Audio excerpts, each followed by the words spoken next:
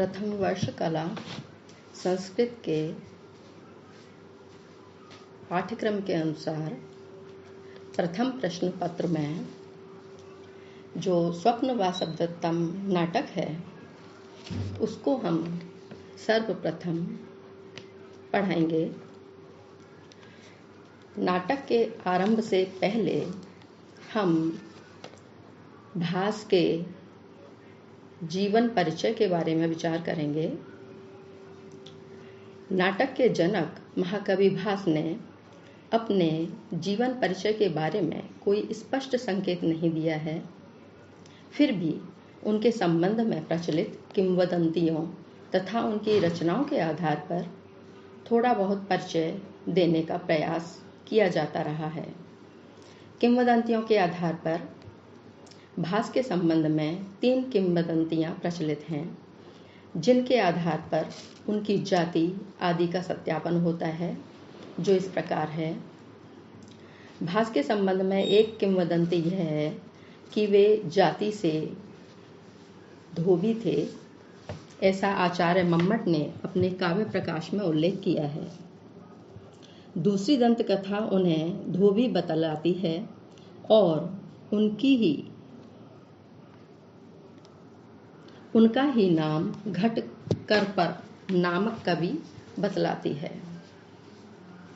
घटकरपर का नाम राजा विक्रमादित्य के नवरत्नों में भी आया है।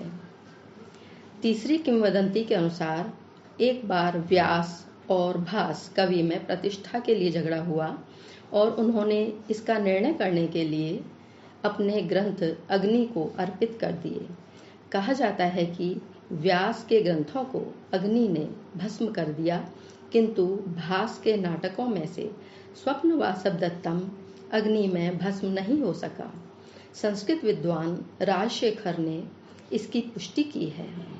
अतः इससे स्पष्ट है कि भास भी व्यास के समान प्राचीन एवं यशस्वी कवि हैं। भास की जाति। उपर्युक्त किंवदंतियों से यह स्पष्ट हो जाता है कि भास धोबी जाति के थे, क्योंकि प्राचीन समय में किसी ब्राह्मण विद्वान को धोबी कहना साधारण बात नहीं थी। प्रायः देखने में यह आया है कि निम्न वर्ण के जो विद्वान लेखक संकोचवश अपनी जाति वंशादि का उल्लेख करने की हिम्मत नहीं जुटा सके, उन सभी को चतुर समालोचकों ने किसी तरह खींचतान करके ब्राह्मण बनाने का असफल प्रयास किया है। इतिहास में ऐसे अनेक उदाहरण मिलते हैं, जबकि आचार्य मम्मट ने स्पष्ट शब्दों में कहा है कि वे जाति के धोबी थे। अतः भास को धोबी जाति का स्वीकार करने में हिचक नहीं होनी चाहिए और लिखित प्रमाण तथा किंवदंती में से किसी एक पर तो विश्वास करना ही चाहिए, निराधार कल्पनाओं पर नहीं। भास का निवास स्थान उत्तर भारत है। भास उत्तर भारत के निवासी मालूम पड़ते हैं। उन्होंने अपने नाटकों में उत्तर भारत के प्रसिद्ध नगरों, नदियों, पर्वतों तथा रीति रिवाजों का बखूबी वर्णन किया है। उनकी चित्तवृत्ति अयोध्या, मथुरा तथा उज्जैन में विशेष रूप से रमी है। यही कारण है कि भास ने इन स्थानों का आंखों देखा वर्णन किया है, इसमें संदेह नहीं है। स्वप्न वासवदत्तम एवं बालचरितम में उनका भरत वाक्य भी इस बात की पुष्टि करता है। भास ने अपने ग्रंथों में राजप्रसादों, अंतःपुरों, अमात्यों, सेनादि का विस्तार से वर्णन किया है। इससे मालूम होता है कि इनका किसी राज्य सभा से गहरा संबंध था। भास के नाटकों का अध्ययन करने से यह ज्ञात होता है कि वे विविध शास्त्रों में पारंगत थे। उन्होंने वेद, इतिहास, पुराण, लोक कथा, धर्मशास्त्र, अर्थशास्त्र, राजनीति शास्त्र आदि शास्त्रों का गंभीर अध्ययन किया था। वे इनमें पूर्ण रूप से निष्णात थे। वे संभाषण कला में निपुण थे, साहित्य शास्त्र के अधिकारी विद्वान थे। भास स्वभाव से नम्र, विनोद प्रिय तथा व्युत्पन्न मति थे। मनुष्य स्वभाव तथा प्राकृतिक सौंदर्य के प्रेमी और पारखी महाकवि भास का पारिवारिक जीवन भी संभवतः सुखमय था। उनके नाटकों से उनकी आशावादिता तथा राष्ट्रीय भावना व्यक्त होती है। वे हास्य प्रेमी थे। भास वैष्णव धर्म के अनुयायी थे, क्योंकि राम तथा कृष्ण के चरित्रों में उनकी भक्ति उन्हें वैष्णव धर्मावलंबी सिद्ध करती है। वैदिक कर्मकांडों एवं देवताओं में उनकी परम आस्था थी। वे गाय के उपासक थे। ब्राह्मणों के प्रति श्रद्धा थी। अतः उपयुक्त प्रमाणों से सिद्ध होता है कि भास जाति से धोबी, उत्तर भारत के निवासी, विविध शास्त्रों में पारंगत, वैष्णव धर्म को मानने वाले, स्वभाव से विनम्र तथा गौ एवं पूज्य लोगों का आदर करने वाले थे। अब हम भास के स्थिति काल के बारे में विचार करेंगे। महाकवि भास के स्थिति काल के संबंध में बहुत विषमताएं हैं। आज तक संस्कृत साहित्य के जितने भी नाटक उपलब्ध हैं, उनमें निर्विवादतः भास के नाटक प्राचीनतम हैं। भास की समय सीमा ईसवी पूर्व 6वीं शताब्दी से लेकर 11वीं शताब्दी के मध्य दोलायमान है। अब तक के उपलब्ध साक्ष्यों के आधार पर हमें महाकवि भास के संबंध में जो जानकारी मिली है, उसका संक्षिप्त विवरण इस प्रकार है। ये भरत के पूर्ववर्ती थे। भास की कृतियों में भरत मुनि के नाट्य शास्त्र में प्रतिपादित नियमों का पूर्ण पालन नहीं किया गया है। जैसे भास ने भरत मुनि द्वारा प्रतिपादित नांदी पाठ के अनंतर काव्य के नाम निर्देश का वर्णन अपनी रचनाओं में नहीं किया है। भास ने युद्ध, वध, आक्रमण तथा मंच पर रुदन आदि का प्रयोग स्वच्छंदता पूर्वक किया है, जिसका भरत ने नाट्य शास्त्र में निषेध किया है।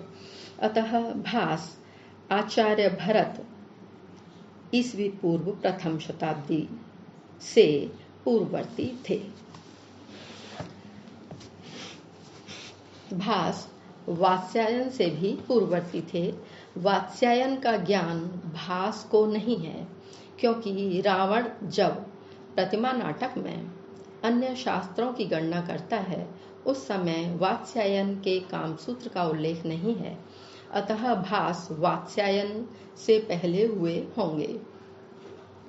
ये पाणिनि के भी पूर्ववर्ती थे।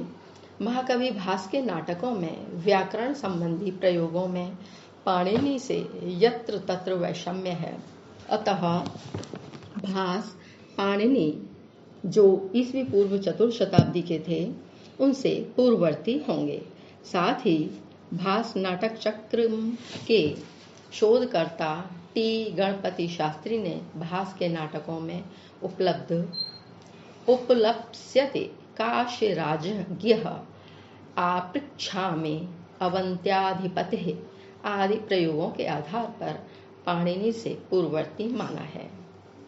ये कौटिल्य के भी पूर्ववर्ती थे।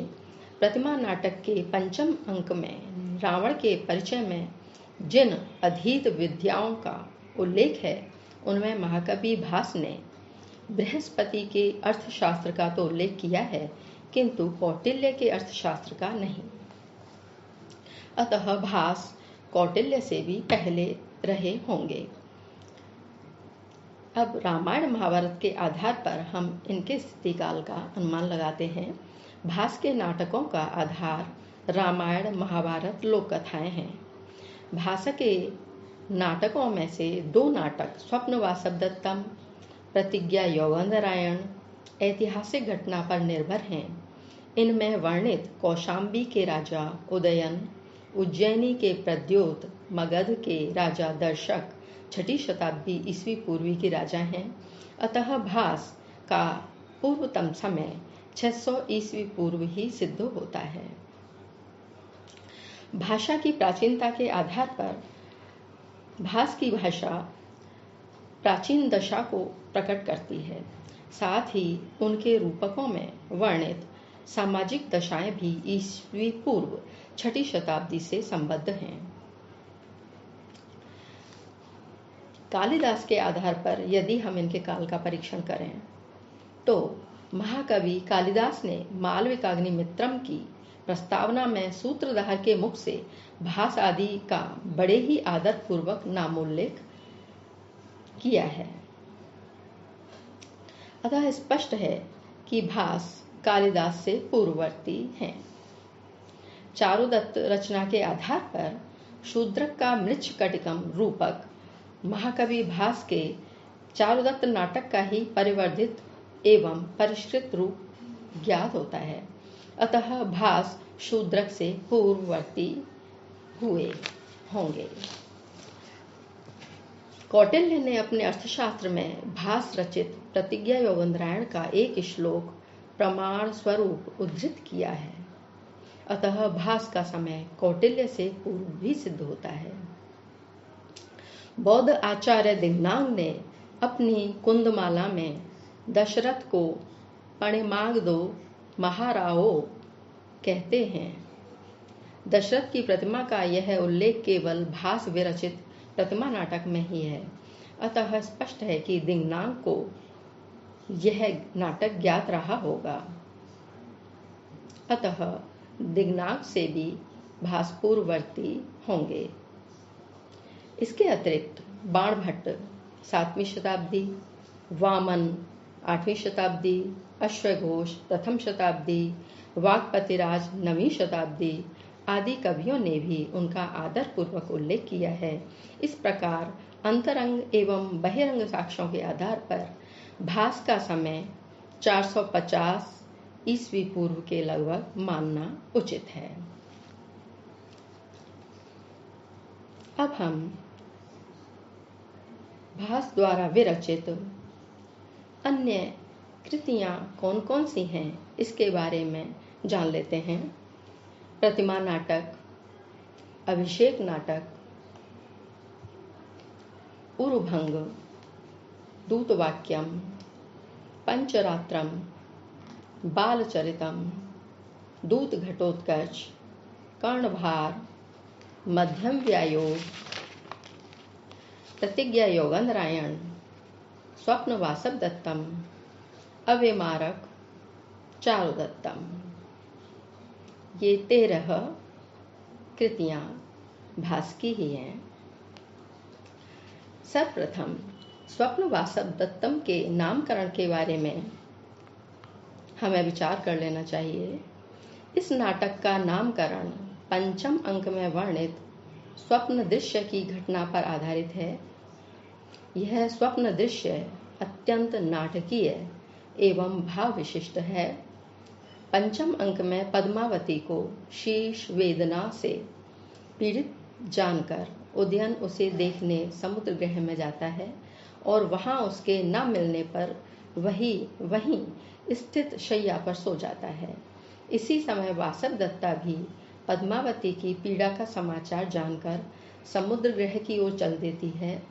वहां दीपक का धुंधला प्रकाश होने से वह लेटे हुए उदयन को पहचान नहीं पाती और उदयन को पद्मावती समझ साथ ही लेट जाती है। इस समय स्वप्न में उदयन वासवदत्ता को पुकारता है। यह जानकर कि राजा स्वप्न देख रहे हैं वह क्षण भर रुक जाती है। राजा स्वप्न में वासवदत्ता से प्रणय प्रश्न पूछता है जिनका वासवदत्ता प्रत्यक्षतः उत्तर नहीं देती है। यह घटना बड़ी ही सरस एवं हृदय को मोह लेने वाली है। भास अपने स्वप्न दर्शन के इस दृश्य से इतने प्रसन्न हैं कि इसी आधार पर नाटक का नामकरण स्वप्न वासवदत्तम किया गया, जिसकी व्युत्पत्ति इस प्रकार है। स्वप्ने दृष्टा वासवदत्ता इति स्वप्न वासवदत्तम तमाधिकृत्य कृतम